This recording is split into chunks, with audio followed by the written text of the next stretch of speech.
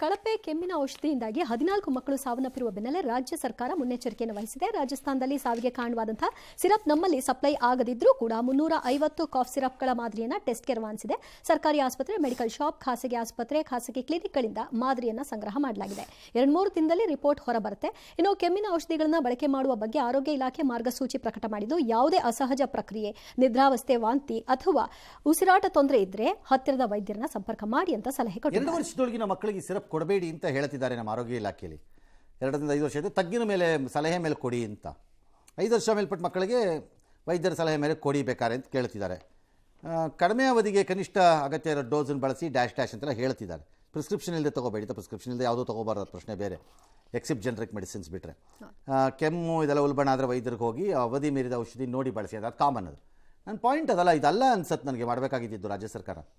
ಈಗ ಯಾವುದು ಡೌಟ್ಫುಲ್ ಆಗಿ ಬಂದಿದೆ ಅದು ನಮ್ಮಲ್ಲಿ ಸಪ್ಲೈಯೇ ಇಲ್ಲ ಸರ್. ಅದು ಕೋಲ್ಡ್ ರಿಫ್ ಅಂತ ಅಂಗಡಿಗಳಲ್ಲಿ ಇರಬಹುದು, ಸರ್ಕಾರಿ ಸಪ್ಲೈ ಇಲ್ಲದೆ ಇರಬಹುದು. ಓಕೆ, ಮೆಡಿಕಲ್ಸ್ ಅಲ್ಲಿ ಇರಬಹುದು. ಸರ್ಕಾರಿ ಸಪ್ಲೈ ಇಲ್ಲದೆ ಇರಬಹುದು, ಸರ್ಕಾರದವ್ರು ನೀವು ಟೆಂಡರ್ ಆಗಿ ತಗೊಳ್ಳದೇ ಇರಬಹುದು. ಅದನ್ನ ಪ್ರೈವೇಟ್ ಸಪ್ಲೈಲಿ ಇರಬಹುದು. ಅದು ಒಂದು ವೇಳೆ ಇದ್ರೆ ಅಂಗಡಿಗಳಿಗೆ ಒಂದು ಜನರಲ್ ಸರ್ಕ್ಯುಲರ್ ಹೋಗಬೇಕು, ಇದ್ದರೆ ಸ್ಟಾಪ್ ಮಾಡಿಬಿಡಿ ಸೇಲ್ ಮಾಡೋದನ್ನ ಅಂತ. ಈಗಾಗಲೇ ಅವರು ತೀರ್ಮಾನ ಆಗೋವರೆಗೂ ಬೇಡ ಅನ್ನೋದನ್ನ ಮಾಡಬೇಕು, ಆಮೇಲೆ ನೋಡೋಣಪ್ಪ ಅಂತ. ಇನ್ಯೋ ಒಂದಂತೂ ನಿಜ, 2 ವರ್ಷದಿಂದ 3 ವರ್ಷದಿಂದ ಕೆಳಕ್ಕಿರೋ ಮಕ್ಕಳುಗಳಿಗೆ ಯಾವ ಸಿರಪ್ಗಳನ್ನು ಕೊಡೋದಾದ್ರೂ ಒಂದ್ಸರಿ ಡಾಕ್ಟರ್ ಹತ್ರ ತಗೊಳ್ಳಿ.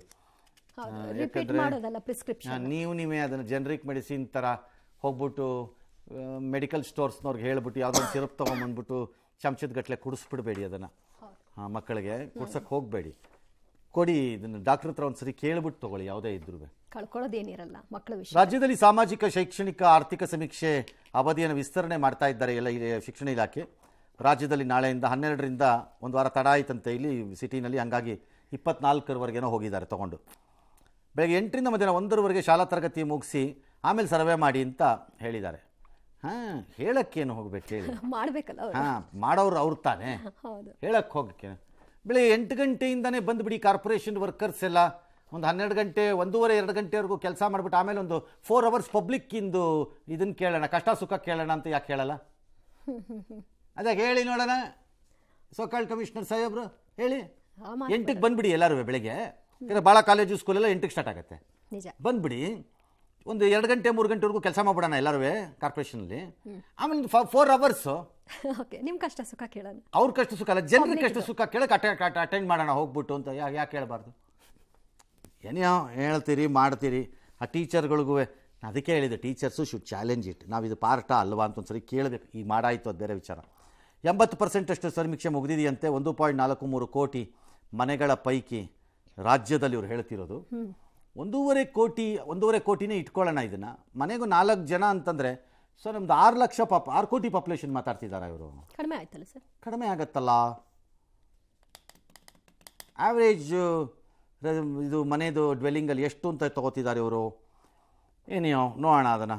6 ಕೋಟಿಗೆ ಬರುತ್ತಲ್ಲ, 1.5 ಕೋಟಿ ಇಟ್ಕೊಂಡ್ರೂ ನಾನು ಮನೇನ ಪರ್ ಹೌಸ್ 4 ಜನನ ಹಾಕ್ಕೊಂಡ್ರೂ 6 ಕೋಟಿ ಆಗುತ್ತೆ. ಏನೇಯೋ ಬೆಂಗಳೂರಿನಲ್ಲಿ ಅದೆಷ್ಟೋ ಮನೆಗಳದ್ದೆಲ್ಲ ಮಾಡಿದ್ದಾರೆ. ಕೆಲವ್ರಿಗೆಲ್ಲ ಇವಾಗ ಎಕ್ಸಮ್ಷನ್ ಕೊಟ್ಟಿದ್ದಾರಂತೆ, ಗರ್ಭಿಣಿಯರು, ಬಾಣಂತಿಯರು.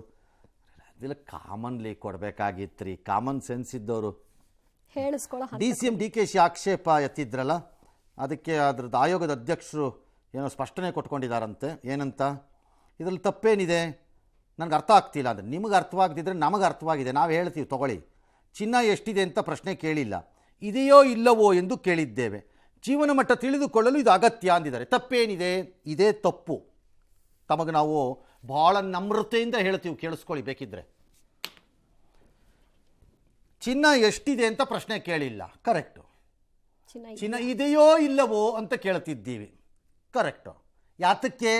ಜೀವನ ಮಟ್ಟ ತಿಳಿದುಕೊಳ್ಳಲು. ಹೇಗೆ ಸರ್ ತಿಳ್ಕೊತೀರಿ?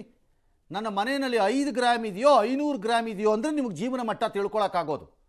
ಚಿನ್ನ ಯಾರ ಮನೆ ಇರಲ್ಲ. ಚಿನ್ನ ಯಾರ ಮನೆಯಲ್ಲಿ ಹೆಂಗಸ್ರ ಮನೇಲಿಲ್ಲ, ಹೆಣ್ಮಕ್ಳ ಮನೆ, ಹಿಂದೂನೋ ಮುಸ್ಲಿಮೋ ಕ್ರಿಶ್ಚಿಯನೋ ಯಾವ್ದಾರು ಹಾಕೊಳ್ಳಿ ರಿಲಿಜನ್, ಒಂದು ಮೂಗುತಿಗಾದ್ರೂ 1 ಗ್ರಾಮ್ ಮೂಗುತಿ ಇರುತ್ತೆ. ಆ ತಿಳ್ಕೊಳ್ಳೋದೇ ಇದ್ದ ಮೇಲೆ ನೀವು ಜೀವನ ಮಟ್ಟ ತಿಳಿದುಕೊಳ್ಳುವುದು ಏನು ಘನಂದಾರಿ ಬ್ರಿಲಿಯಂಟ್ ನಿಮ್ದು ಐಡಿಯಾ. ಏನು ತಪ್ಪೇನಿದೆ? ಇದೇ ತಪ್ಪು ಅನ್ನೋದು. ಇದನ್ನೇ ಮೂರ್ಖತನದ ಪ್ರಶ್ನೆ ಅಂತ ನಾನು ಕರಿತೀನಿ. ಮೂರ್ಖರ ಪರಮಾವಧಿ ಇದು ಈ ಪ್ರಶ್ನೆ. There is no meaning to your question at all. ಚಿನ್ನ ಇದೆಯಾ? ಇದೆ. So what? ಹೆಂಗೆ ಸಿಕ್ತು ನಿಮಗೆ ಜೀವನ ಮಟ್ಟ ಅವನದ್ದು? ಡಿ ಕೆ ಮನೆಯಲ್ಲಿ 1 kg ಚಿನ್ನ, ಡಿ ಕೆ ಮನೆ ಲೆವೆಲ್ಲು 1 kg ಚಿನ್ನ ಅಂತ ಆಯಿತು.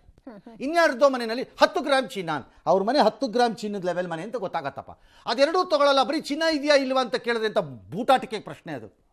ಬುರುಡೆ ಅಲ್ವಾ ಅದು? ಕೇಳಿದ್ರು ಒಂದೇ, ಕೇಳದೇ ಇದ್ರು ಒಂದೇ. ಕೇಳಿದ್ರೆ ಹೇಳ್ತಿರಲ್ಲ, ನಾವು ನಮಗೆಲ್ಲ ಗೊತ್ತಿದೆ ತಿಳ್ಕೊಂಬಿಟ್ಟಿದ್ದೀವಿ ನಾವು ಅಂತಿರಲ್ಲ. ಇದ್ಯಾವ ಲೆಕ್ಕಾಚಾರ ಇದು ನಿಮ್ಮದು? ಒಳ್ಳೆ ಕತೆ ಆಯ್ತು ನಮಗೆ. ಎಸ್,